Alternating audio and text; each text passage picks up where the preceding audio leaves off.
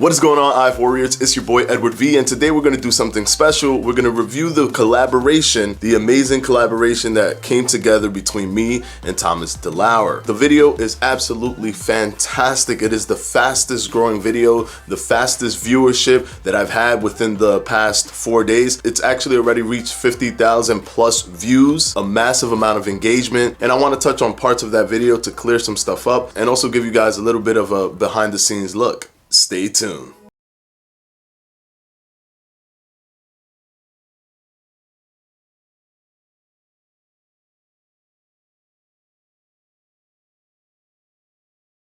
Okay, first things first, this video is sponsored by me, of course, Jump Ropes, Fledge Fitness Jump Ropes. Get yours if you haven't gotten it yet. Only $16.50, aluminum handle, swivel technology, making it an extremely good speed jump rope. If you're bored of your cardio and you want to get a jump rope, look no further. Click the card on the top right and the link will be in the description below. Okay, before I go into this, I'm going to preface this by saying I am not going to rebut anything that Thomas said because I had my opportunity to do those things when I was there, and any additional things would be unfair for me to interject into this conversation. So that's not gonna happen. But what I am gonna do is I am going to explain some of the things that may have confused you guys. I saw in the comments section that a lot of you guys were a little confused towards certain elements of the conversation. So I wanna go ahead and tackle that in this video. First, I wanna say that Thomas is absolutely an amazing person. Not only is he an amazing person via communication over email, communication over the phone, he's also an amazing person in person, to the point where when I arrived, the person that opened the door to his studio was Thomas Delauer himself. He didn't send someone. He saw me walking in from outside and he came and opened the door himself. He's a very hands-on guy and he's just an overall really, really nice person. We had a lot of conversations about intermittent fasting, about the keto diet, about life, normal things before recording, and it was just a pleasure to be around him and his crew. So I wanted to just start the video off that way and show you a little bit of these clips here to get a grasp of how it was behind the scenes while we were preparing for the video. Now let's go into the video. So I'm going to tell you guys right now, we did not have a script, nor did we have references in front of us, nor did I prepare specifically to talk about anything. It just clicked in my head the moment Thomas said, So what do you want to dive into? What do you want to start with? And I commend Thomas for doing that because I literally could have talked about anything. So he put himself out there to be prepared for any kind of conversation that I would have brought up. And I thought that it would be a disservice not to bring up the points of contention that we have had and air it out there on a one-on-one. So I knew that there were 2 points of contention for us. There was the if 16-8 is better than OMAD, and also the if you should fast every day or not. So I knew that you guys would want us to talk about those 2 things and not talk about something completely different and pretend that those rebuttal videos didn't happen. So when he asked me that question, I saw it as an opportunity to enter that conversation and to create that collaboration video that you guys were actually looking for. So the first thing I did was I talked about 16-8 and OMAD. I wanted to set up a framework. I wanted him to understand that I do want people to fast longer because I do believe in the benefits of fasting a little bit longer than just the 16-8, but that I respect the 16-8, but that OMAD, based on the study that's been provided and the ones that we've reviewed, show itself to be better overall than 16-8 in terms of tackling body fat. So that was the framework that I was setting up. And that was where Thomas Delauer took the opportunity to explain himself a little bit more. And some of you may not have caught this, but as I was there, I did absorb what he was saying. And he was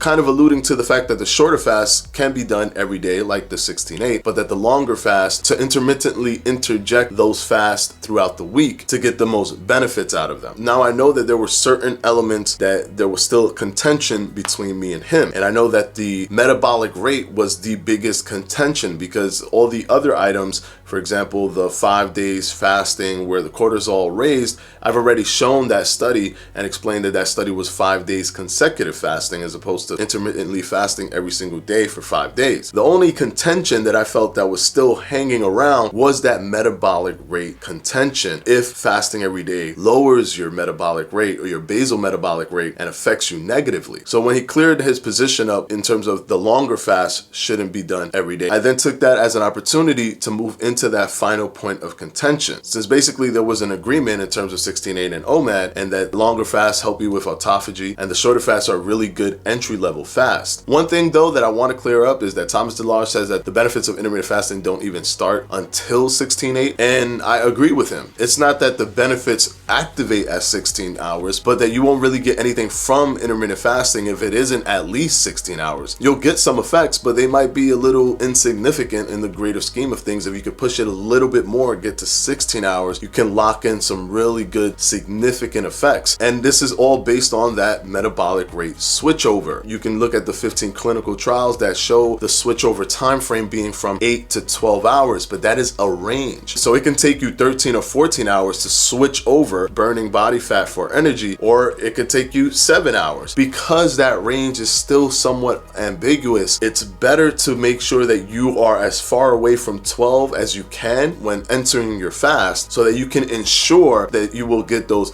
body fat benefits, the insulin sensitivity benefits, those metabolic benefits that come with switching over from utilizing glucose as energy to utilizing body fat for energy. So I agree with him. The 16-8 is the lowest that I would go. 16 hours is technically the safest distance where you will get some of those benefits and get them in a significant level. So I don't want you to be confused with what he said. He's not indicating that that's when the switchover happens. He's indicating that that's where you actually can reap the benefits of the intermittent fasting protocol. So hopefully that clears this up. But then we move on to the metabolic rate part. The metabolic rate part was very interesting because he still upheld his argument. And let me remind you guys, we were there and it was on the fly. That conversation didn't happen prior. That conversation didn't happen post. That conversation happened as the cameras were rolling. We didn't have reference materials in front of us. We didn't have any studies and anything like that in front of us. It was literally a live conversation that we both had for the first time at that moment. The position that he took was that we don't know your metabolic rate based on seconds or minutes. The fact that we look at it in a 24-hour span is simply because it's easier to measure, because we measure things in days, we measure things in time, we measure things in hours. So 24 hours is a measurement that was just created, and the body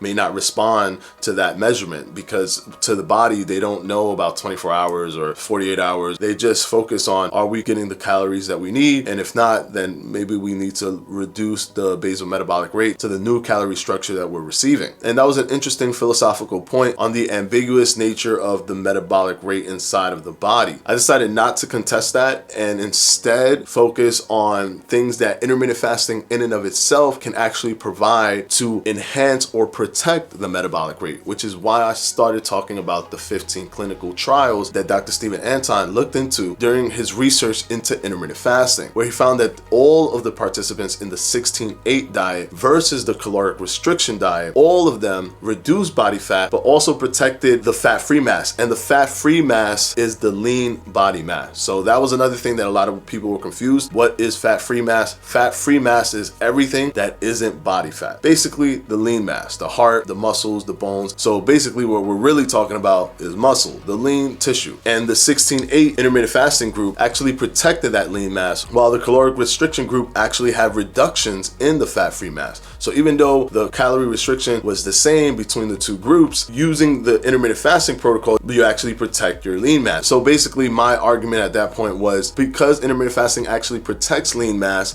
and lean mass is the primary driver of your basal metabolic rate, it's the primary driver of your metabolic rate. The more lean mass you have on your body, the higher your metabolism is, because muscle tissues actually burn calories in and of itself. And it was nice to see that Thomas Delauer understood this point, that having a protocol that can actually help you preserve lean body mass is directly also helping you increase or protect your metabolic rate to help ensure that it doesn't drop. So I hope this video has cleared up any questions you guys have had. If you have still a little bit more questions about the video, you can go ahead and put them down in the comment section below. I'll try to answer them for you. But just rest assured that we shot 2 videos that day. Not just that video, we shot another one, but that video will release on Thomas's channel. I'm not 100% sure on the timing of when that video will come out, but be on the lookout for that video, because that will be the other collaboration that we have. And I won't talk about what we actually talked about in that video. I'll let you guys find out for yourself. And of course, I want to thank my patrons for my Patreon, and I'm going to put their names right up here.